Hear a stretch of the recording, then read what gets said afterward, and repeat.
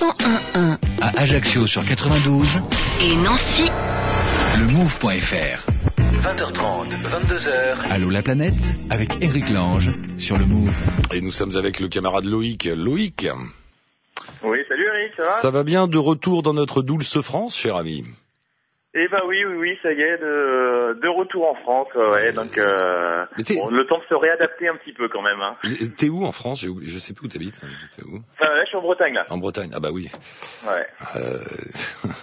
Ça va, parce que tu t'es baladé combien de temps, là? Ça a duré combien de temps, l'histoire? Là, ça faisait déjà 10 mois quand même. Hein. Ouais, ça va vite. Et t'étais, Amérique latine, je me souviens d'Amérique latine, la Californie, l'Australie. Ouais, après il y a eu Hawaï, l'Australie, et puis j'ai fini par l'Indonésie, par Bali, où je vous ai pas appelé parce que la semaine où je voulais vous appeler, en fait, je suis resté couché avec de la fièvre. Donc voilà, les 8 derniers jours du trip ont été couchés au lit avec de la fièvre à Bali. Note, il y a pire comme endroit pour tomber malade. Bali, pour se reposer, c'est pas trop mal, ça va.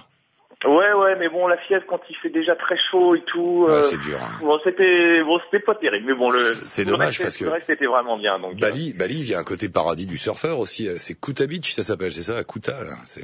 Alors Kuta Beach, c'est plutôt un spot pour débutants en fait, et les meilleurs spots pour ceux qui connaissent. Après, c'est plutôt dans la presqu'île du Bukit où on trouve tous les fameux spots de Padang Padang, Uluwatu, etc. Et j'ai vraiment pas eu de chance en fait parce que la première semaine où j'étais en forme, il y avait pas de vagues, il y avait pas de houle, et puis après il y a eu quelques vagues et puis malheureusement j'étais malade. Donc je me souviens à Bali, je suis resté une petite semaine, j'étais voir à Kuta Beach, moi je fais pas du surf, hein. Je fais du moret, tu sais, c'est facile, au moins il y a pas à prendre, tu te mets sur la planche et roule ce qui se passe. C'est déjà un moyen simple et agréable de prendre du plaisir en glissant sur une vague. Ouais. C'est un kiff incroyable, je connaissais pas, et alors j'ai été surpris parce que là-bas t'as quand même des vagues immenses, enfin quand t'as pas l'habitude. Je veux dire que quand tu te retrouves là-haut sur ta petite planche et que tu tombes, mais c'est vachement impressionnant, hein, c'est costaud quoi. Puis c'est des houles qui sont longues, généralement qui arrivent à Bali, donc avec déjà une certaine consistance et une certaine puissance. Et encore Kuta, elle reste quand même assez abritée et quand même beaucoup moins puissante. C'est la vague la moins puissante de Bali en fait, parce que toutes les vagues du sud sont réputées parce que c'est des vagues world class, hein, vraiment de très haute qualité, mais effectivement qui sont un peu plus techniques à surfer, ouais. Il y avait des types qui partaient, ils étaient tirés par des scooters des mers, tu sais, ils partaient de Kuta, je sais pas où ils allaient, on m'avait dit là-bas, il y avait des récifs, il y avait une vague incroyable, alors ils partaient là-bas. Ouais, après il y a des spots de riff au large, où effectivement, quand il y a vraiment des grosses houles, on peut surfer en tracté, ouais. Et là, on m'avait dit, toi, t'y vas pas, trop dangereux, tu vas mourir, donc bon, moi, j'y vais pas, trop dangereux. Ah oui, non, ça reste quand même réservé vraiment à une petite poignée, hein, le surf tracté, ça reste quand même très très spécial. Ouais, parce que si tu tombes, tu te manges des récifs directement, quoi. Il y a le fond, et puis il y a ne serait-ce que quand les gars commencent à surfer en tracté, on commence à surfer des vagues plus que conséquentes, hein, qui commencent à dépasser 5 mètres, 6 mètres et jusqu'à beaucoup plus.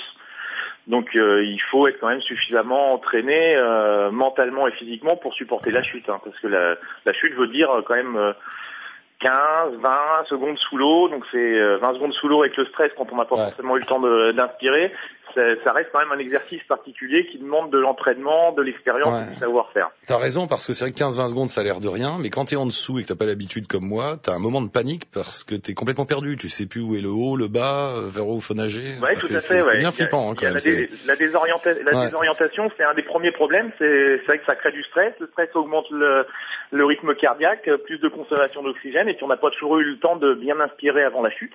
Ouais. Donc c'est vrai que d'autant plus quand on n'est pas habitué, quelques secondes paraissent déjà une éternité des fois. Ouais. Ouais, c'est impressionnant. Ouais. Mais cela dit, quel pied incroyable, quoi. Quand ça marche, quand tout à coup tu sens que tu l'as bien prise, tu sais, moi, une fois sur 100, tout à coup tu dis waouh, ça marche. Tu me dis ça, c'est. Et puis l'accélération est directe, hein, quand on a le bon emplacement, c'est vrai que ça reste quand même quelque chose de particulier. Moi, je trouve c'est magique. On fait une sensation qu'on peut pas trouver ailleurs. Ouais. Ah ouais, c'est magique. Bon alors, conclusion de tout ce tour du monde, parce que je rappelle, t'as fait toute cette balade en t'arrêtant à chaque fois sur des spots de surf pour fabriquer des planches et voir les différentes techniques de fabrication de planches. Donc finalement, il y a vraiment beaucoup de techniques différentes. C'est important les styles. Alors les techniques. Déjà première chose, ce tour n'est pas tout à fait fini puisque je pars lundi en fait dans le sud-ouest et je retourne au premier atelier où je me suis arrêté. Et là, du coup, la boucle sera vraiment bouclée. Donc là, je retourne faire une série de planches dans le Sud-Ouest chez Eric Rouget à Anglet. Ouais. Ah ouais. Et je vais repasser voir mon copain Jérémy Ferrara aussi à Bordeaux. En fait, c'est les 2 premiers qui m'ont accueilli. Et puis bon, en espérant qu'ils aient l'impression que j'ai appris quand même 2-3 trucs pendant l'année. Ah ouais. Donc voilà, ce périple, la partie internationale est terminée, mais la fin sera vraiment d'ici un mois quand j'aurai à faire mon petit tour dans le Sud-Ouest. Et cela dit, pour répondre à ta question, les différences, il y a des différences très marquées, alors qui peuvent être de 2 ordres. Déjà parce que chacun a son propre style. Donc ça c'est purement individuel. Chaque shaper a son propre style, a une manière de concevoir ou de réfléchir les planches un petit peu différemment. Et puis la deuxième grande différence, effectivement, c'est des contraintes locales, parce qu'effectivement les vagues sont différentes à chaque endroit et que on ne peut pas concevoir les planches de la même manière pour surfer tout un monde. 1m20 en Californie ou 2m50 à Hawaï, parce qu'effectivement il y a des contraintes qui font, et c'est ça qui est intéressant dans l'art de fabriquer une planche, c'est à chaque fois d'arriver à s'adapter à ces contraintes-là. Donc c'est vrai que ce voyage m'a permis aussi de voir comment on peut adapter sa technique en fonction de chaque type de vague qu'on a envie de surfer. Ouais. Et qu'est-ce que tu vas faire de toute cette expérience, toi? Qu'est-ce que tu vas faire maintenant? Dans ton monde idéal, tu fais quoi? S'il y a quelqu'un qui a un atelier, un hangar à louer dans le Finistère à côté de la Torche, je suis preneur, par exemple, contactez la radio. Ah ouais? Tu cherches tu cherches un endroit pour te lancer dans la fabrication de planches dans le Finistère. Donc, en fait, je vais monter un atelier. Donc tu vois, là j'étais dans le Finistère pendant 3 jours là, pour commencer à prospecter, parce que je suis originaire du sud du Finistère. Donc j'aimerais retourner là-bas et puis trouver un petit atelier près d'un fameux spot, peut-être le plus fameux spot du Bretagne, qui est le spot de la Torche. Donc c'est une des pointes sud du Finistère. D'accord. Et donc voilà, et puis l'idée c'est ça maintenant, c'est d'ouvrir un atelier et puis de proposer des planches. Moi j'ai vraiment envie plutôt de faire de la planche à l'unité, pas forcément avoir de modèle, de faire de petites séries, mais vraiment des planches à l'unité. Personnalisé. Vraiment quelque chose de très personnalisé, ouais. On vient, on te commande une planche et hop, tu la fais sur mesure. C'est bien. Ça. Voilà, et puis l'idée, c'est vraiment pas de venir acheter une planche comme on irait l'acheter au magasin, où finalement on choisit une planche sur catalogue, mais plutôt de venir puis de réfléchir, tiens, qu'est-ce qu'on veut faire avec cette planche, et puis d'avoir un niveau de finition supérieur par rapport à ce qu'on pourrait éventuellement trouver de standard au magasin, avec des jolies couleurs, de la résine teintée, des choses. Wow. C'est un artiste et un poète, Loïc. C'est vrai que, après c'est marrant, tu vois, parce que même par rapport à ça, tu me demandes la différence entre tous les gars.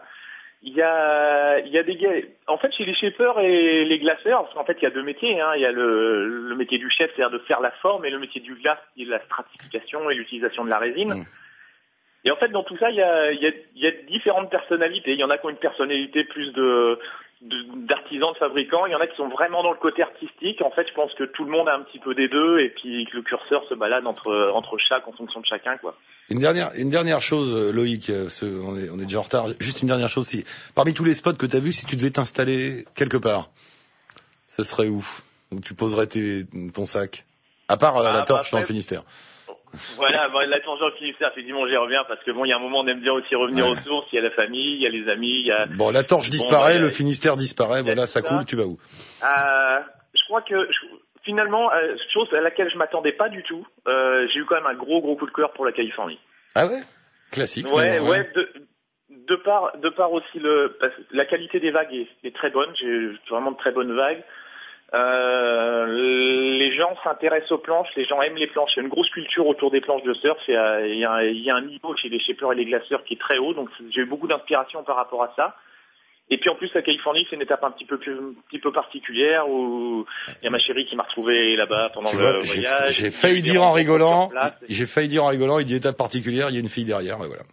Ouais. Puis il y a eu des rencontres aussi avec Valérie, tu sais, je te rappelle, je t'avais parlé de ça, qui m'avait accueilli là-bas et tout ça. Donc la Californie, toutes les étapes étaient vraiment super. Et c'est vrai qu'il reste peut-être un petit truc pour la Californie où je retournerai sûrement, ouais. California Dream.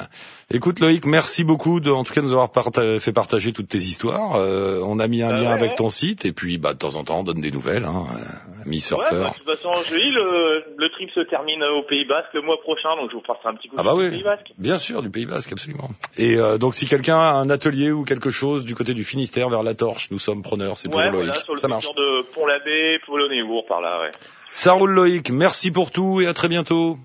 Ouais, merci Eric, salut. Ciao, à bientôt.